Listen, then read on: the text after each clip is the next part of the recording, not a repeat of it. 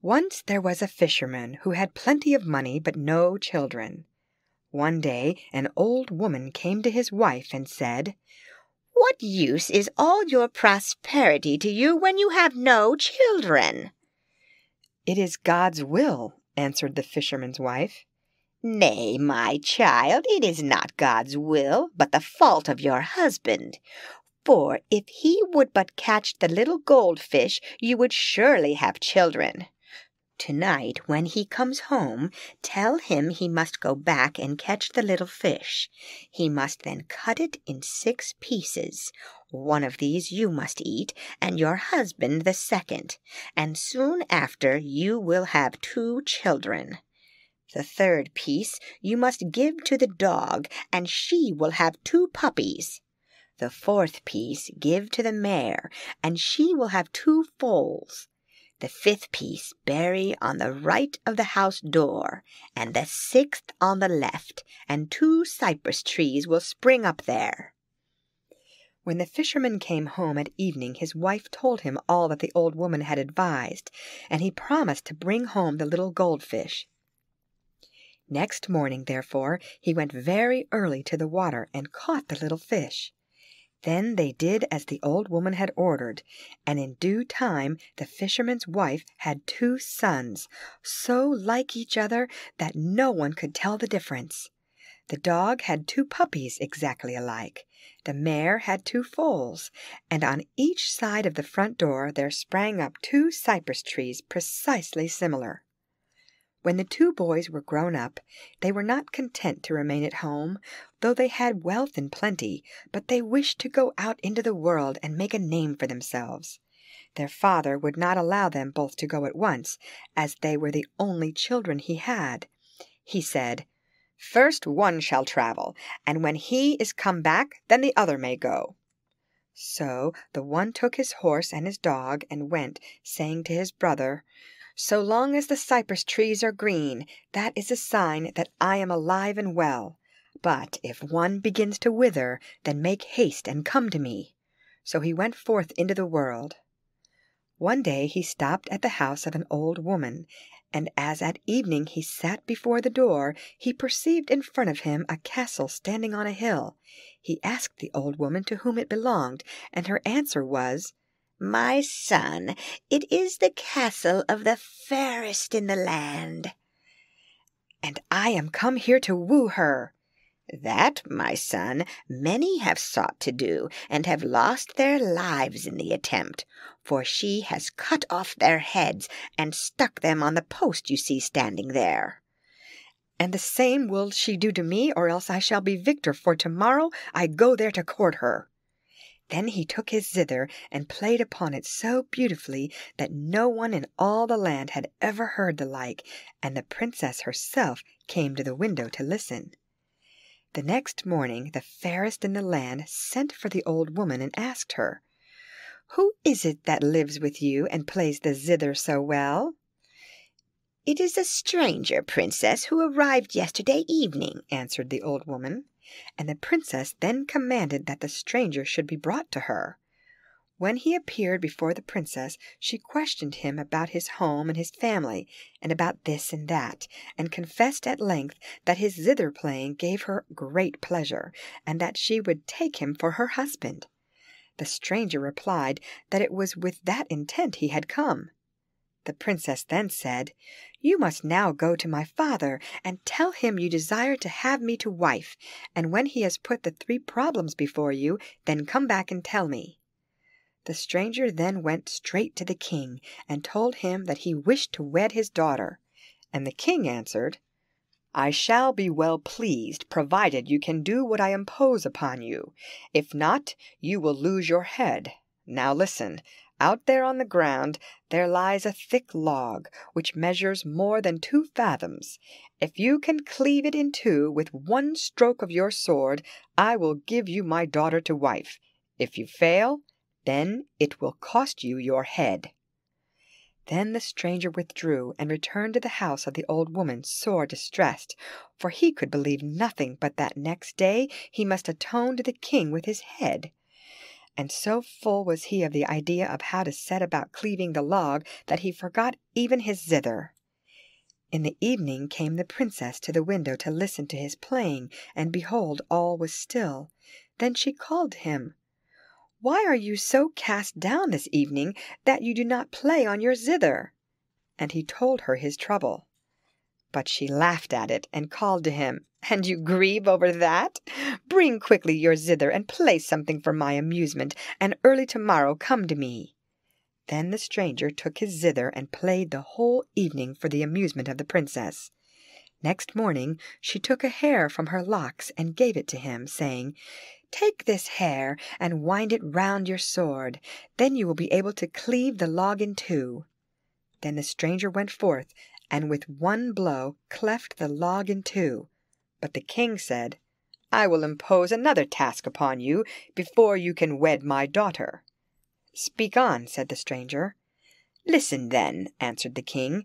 "You must mount a horse and ride 3 miles at full gallop, holding in each hand a goblet full of water.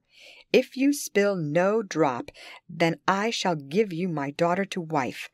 But should you not succeed, then I will take your life." Then the stranger returned to the house of the old woman, and again he was so troubled as to forget his zither.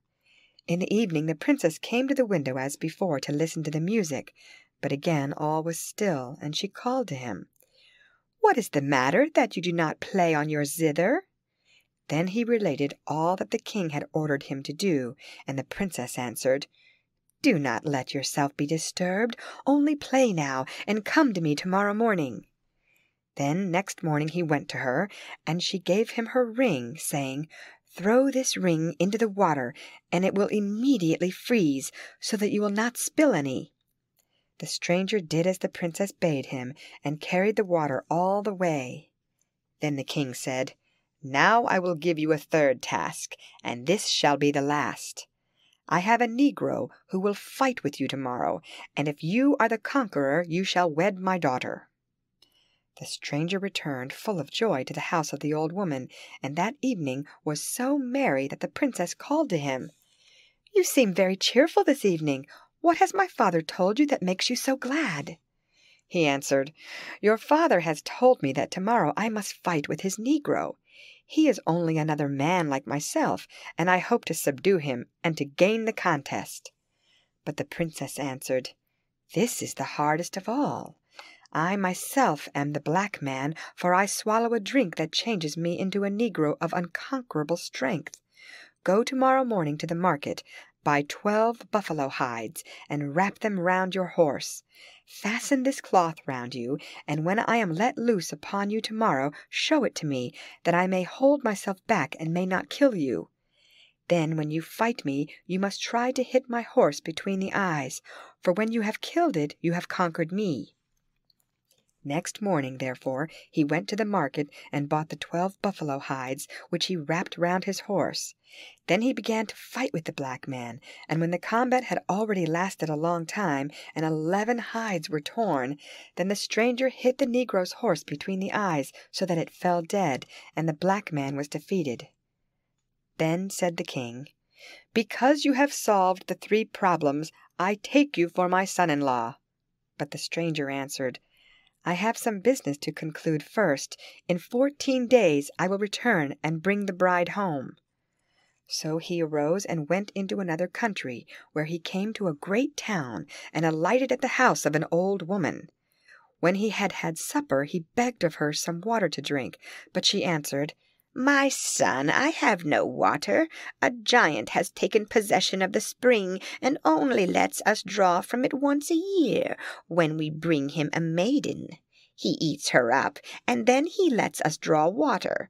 Just now it is the lot of the king's daughter, and tomorrow she will be led forth." The next day, accordingly, the princess was led forth to the spring, and bound there with a golden chain. After that all the people went away, and she was left alone. When they had gone, the stranger went to the maiden and asked her what ailed her that she lamented so much, and she answered that the reason was because the giant would come and eat her up. and the stranger promised that he would set her free if she would take him for her husband, and the princess joyfully consented. When the giant appeared, the stranger set his dog at him, and it took him by the throat and throttled him till he died, so the princess was set free. Now when the king heard of it, he gladly consented to the marriage, and the wedding took place with great rejoicings. The young bridegroom abode in the palace 101 weeks. Then he began to find it too dull, and he desired to go out hunting. The king would fain have prevented it, but in this he could not succeed. Then he begged his son-in-law at least to take sufficient escort with him, but this too the young man evaded, and took only his horse and his dog. He had ridden already a long way when he saw in the distance a hut, and rode straight towards it in order to get some water to drink. There he found an old woman from whom he begged the water. She answered that first he should allow her to beat his dog with her little wand, that it might not bite her while she fetched the water. The hunter consented, and as soon as she had touched the dog with her wand, it immediately turned to stone. Thereupon she touched the hunter and also his horse, and both turned to stone. As soon as that had happened, the cypress trees in front of his father's house began to wither, and when the other brother saw this, he immediately set out in search of his twin. He came first to the town where his brother had slain the giant, and there fate led him to the same old woman where his brother had lodged. When she saw him, she took him for his twin brother, and said to him, "Do not take it amiss of me, my son, that I did not come to wish you joy on your marriage with the king's daughter." The stranger perceived what mistake she had made, but only said, "That does not matter, old woman," and rode on, without further speech, to the king's palace, where the king and the princess both took him for his twin brother, and called out, "Why have you tarried so long away? We thought something evil had befallen you." When night came, and he slept with the princess, who still believed him to be her husband, he laid his sword between them, and when morning came he rose early and went out to hunt. Fate led him by the same way which his brother had taken, and from a distance he saw him, and knew that he was turned to stone. Then he entered the hut, and ordered the old woman to disenchant his brother, but she answered, "Let me first touch your dog with my wand, and then I will free your brother." He ordered the dog, however, to take hold of her and bite her up to the knee till she cried out, "Tell your dog to let me go, and I will set your brother free." But he only answered, "Tell the magic words that I may disenchant him myself," and as she would not, he ordered his dog to bite her up to the hip. Then the old woman cried out, "I have 2 wands. With the green one I turn to stone, and with the red one I bring to life again." So the hunter took the red wand and disenchanted his brother, also his brother's horse and his dog, and ordered his own dog to eat the old woman up altogether.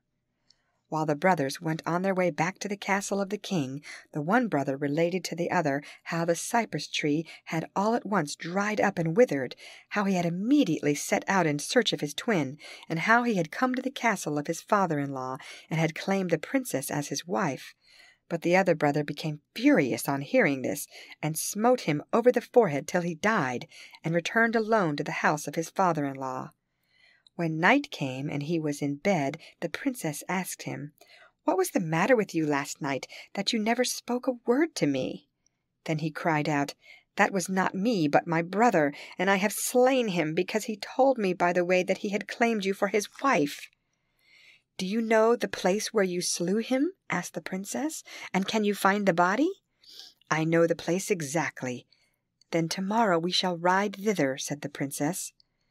Next morning, accordingly, they set out together, and when they had come to the place, the princess drew forth a small bottle that she had brought with her, and sprinkled the body with some drops of the water, so that immediately he became alive again.